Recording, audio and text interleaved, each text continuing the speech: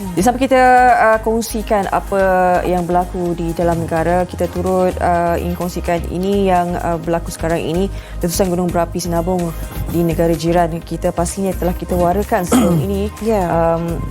Negara juga turut terkesan kan ruang udaranya dengan erupsi ataupun awan panas tu sinilah, debu-debu kan. Tapi semalam turut dikabarkan alhamdulillah setakat ini ruang udara semakin lama semakin menipis debunya yang masuk ke ruang udara kita. Dan kita nak tahu juga bagaimana apa yang sebenarnya berlaku kan di sana. Dan warga negara kalau dalam konteks Malaysia memang ada yang meramalkan akan debuan itu akan berarak ke arah Malaysia. Tapi melihat kepada bacaan IPU pagi ini nampaknya semuanya biru dan hijau. Mereka kadang yang positif dan juga nampak tidak ada sebarang yang bertanda kuning ataupun merah. Betul. Yang melambangkan yang memberikan isyarat bahawa ada pencemaran indeks udara. Dan juga kepada lapangan merujuk kepada informasi daripada pesawat-pesawat yang dilampirkan dalam ruangan penerbangan. Tak ada pun sebarang informasi yang menunjukkan bahawa ada pembatalan pesawat ataupun gangguan kepada penundaan akibat cuaca. Dan pastinya semalam pun ada dikongsikan beberapa gambar di antara netizen yang agak kuatir melihat mendung dan mereka risaukan adakah ini implikasi daripada letusan di negara jiran. Jadi pastinya belum ada sebarang indikasi seperti itu.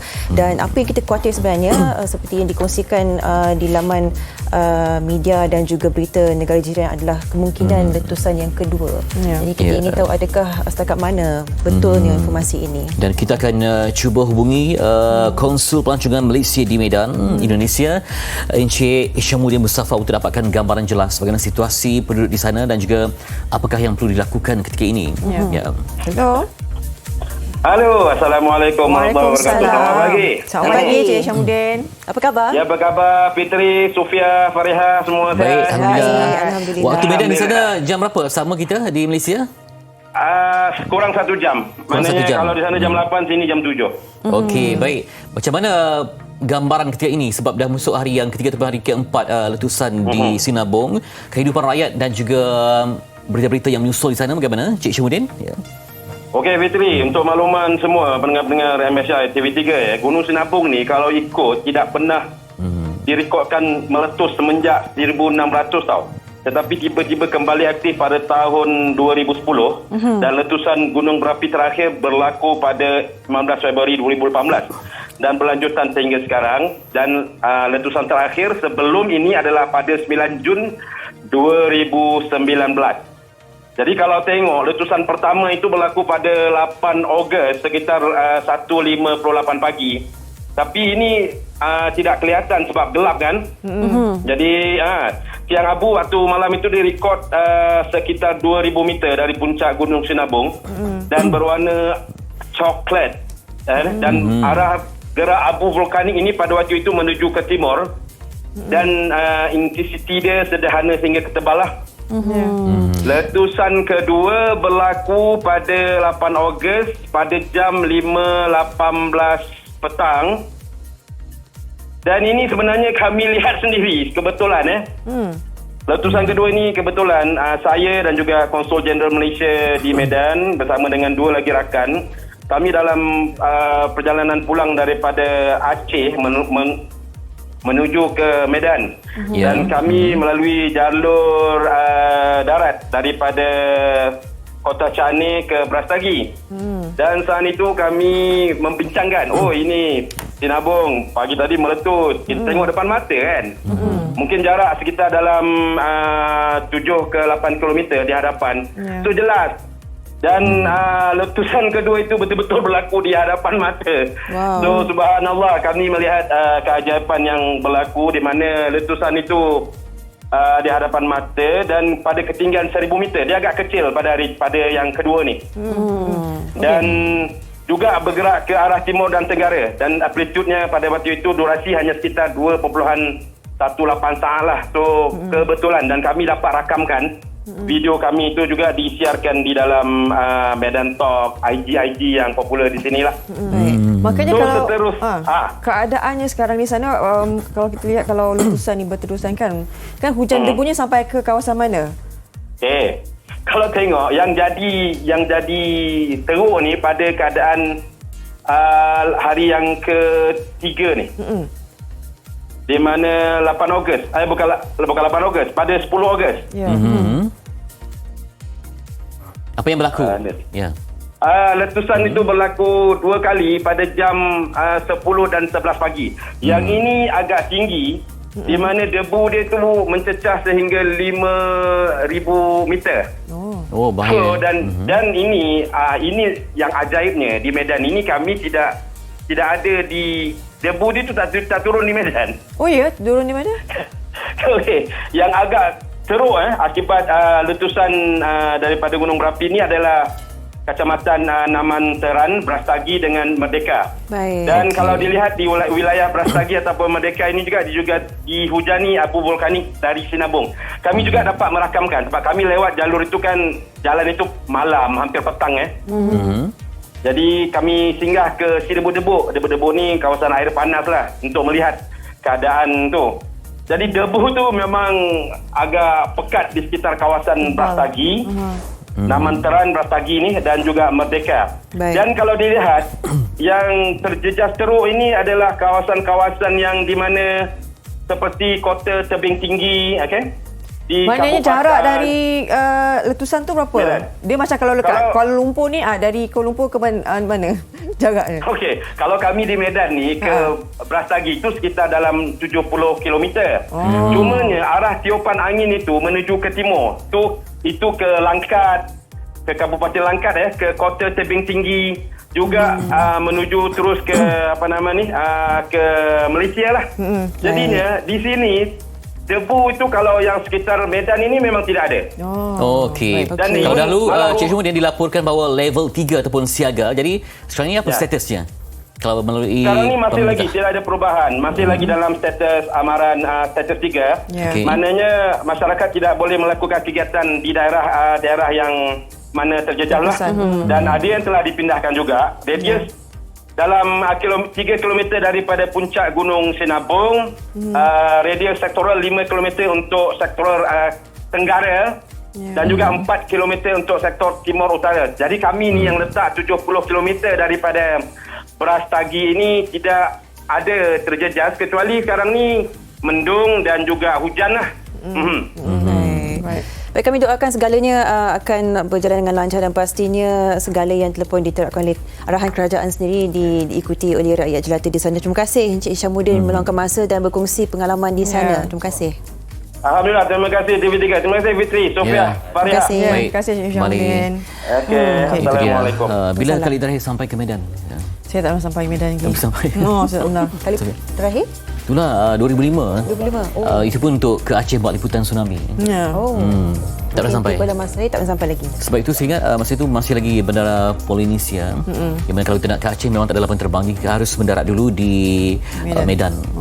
Dari Medan baru kita terbang ke Aceh. Tapi sekarang dah banyak rangkaian.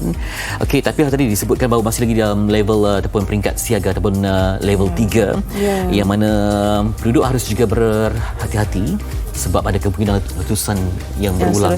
Mungkin tak sekuat yang berlaku pada awal Ogos lalu, tapi kita juga bimbang kerana sifat gunung berapi ini di luar jangkaan. Bila-bila masa boleh meletus. Dan sebelum ni kalau kita melihat keadaan sebegini di negara jiran, kita akan khawatir sekiranya ada gempa bumi ataupun tsunami yang melanda negara kita. Tapi setakat ni laporan daripada Jabatan Meteorologi menunjukkan tiada sebarang aktiviti begitu dikesan dan pastinya kita mendoakan segala yang terbaik bagi perubahan cuaca di sana. Seandainya terkesan pun kita harus melihat dari jarak 1,000 hingga 5,000 meter.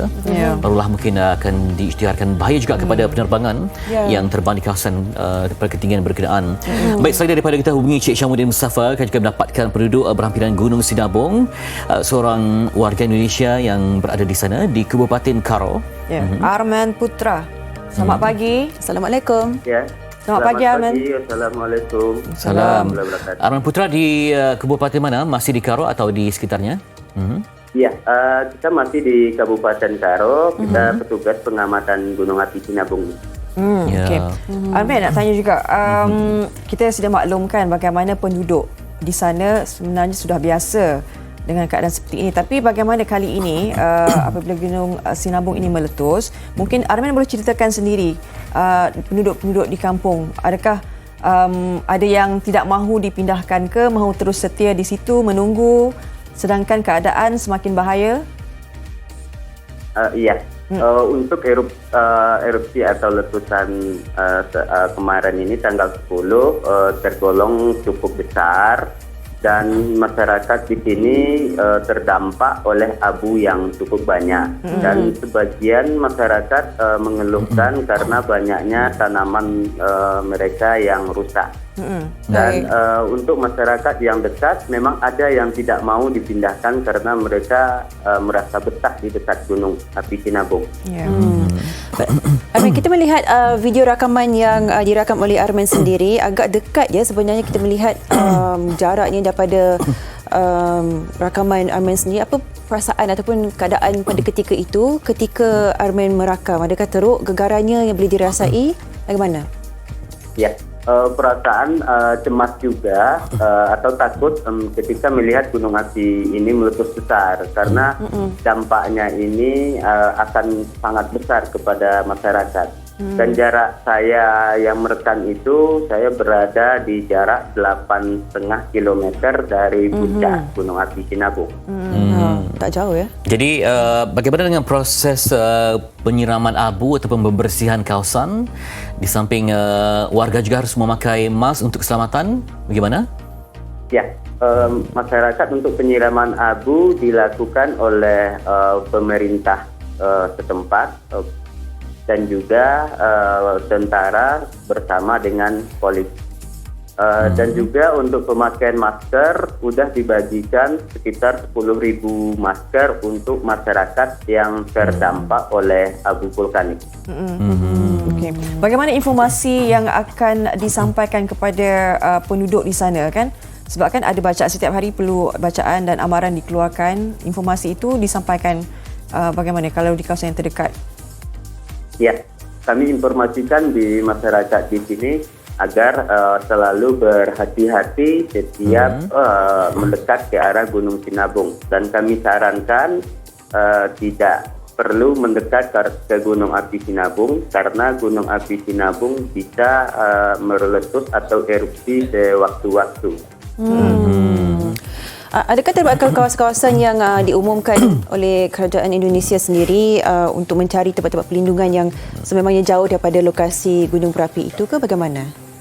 Ya, tempat-tempat lokasi yang dicari di sini sudah ada. Ketika Sinabung erupsi besar, kemungkinan masyarakat akan diungsikan lagi ke tempat-tempat yang lebih aman. Baik.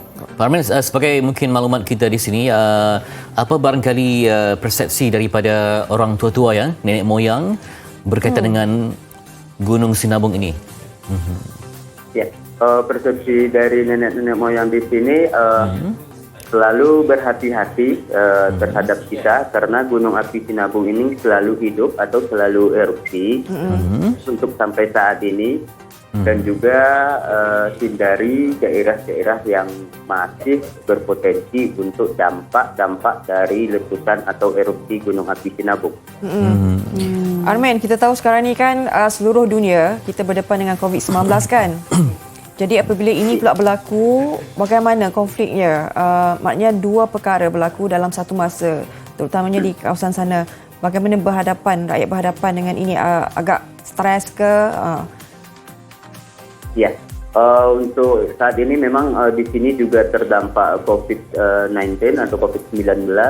Jadi di sini juga sebelumnya sudah diwajibkan masyarakat untuk memakai masker. Jadi masyarakat yang memakai masker yang terdampak oleh abu tidak terlalu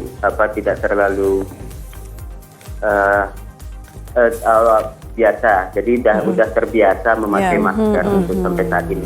Ya, jadi maksudnya kehidupan berjalan normal di sebalik adanya letusan? Kehidupan sebagian normal di sekitaran Gunung Api Sinabung, tetapi tidak normal di daerah-daerah yang terdampak oleh abu vulkanik. Karena daerah-daerah terdampak abu vulkanik ini mereka merasa sangat terganggu oleh abu vulkanik ini. Ada persekolahan masih diteruskan untuk anak sekolah dan kuliah? Untuk anak sekolah dan kuliah untuk sampai saat ini masih libur karena berhubung COVID ini, jadi masyarakat anak sekolah masih libur sampai saat ini. Baik. Terima kasih atas laporan yang diberikan. Jaga diri Arman. Ya. Ya. Terima kasih. Terima kasih. Baik, itu sedikit perkongsian daripada Arman. Kebiasaannya memang itulah dia. Penduduk kampung yang dekat dengan gunung berapi ini memang susah untuk berpindah. Betul. Sebab kepercayaannya, kesetiaannya itu yang masih itu lagi yang sedang menjadi diceritakan konflik tentang nenek moyang tu kan. Sebab mungkin ada member kita terlalu lama di situ, jadi ada yang menggunakan ritual tertentu untuk lain orang mungkin lain kepercayaan mereka dan juga mungkin pengamalan. Kita doakan yang terbaik, keselamatan bersama di Indonesia, khususnya di kawasan Sinabung, kerana kita ni negara yang berjiran. Walau di sana ada letusan, di sini akan terima bahang apinya. Ibaratnya begitu, kedekatan sebuah kejiranan.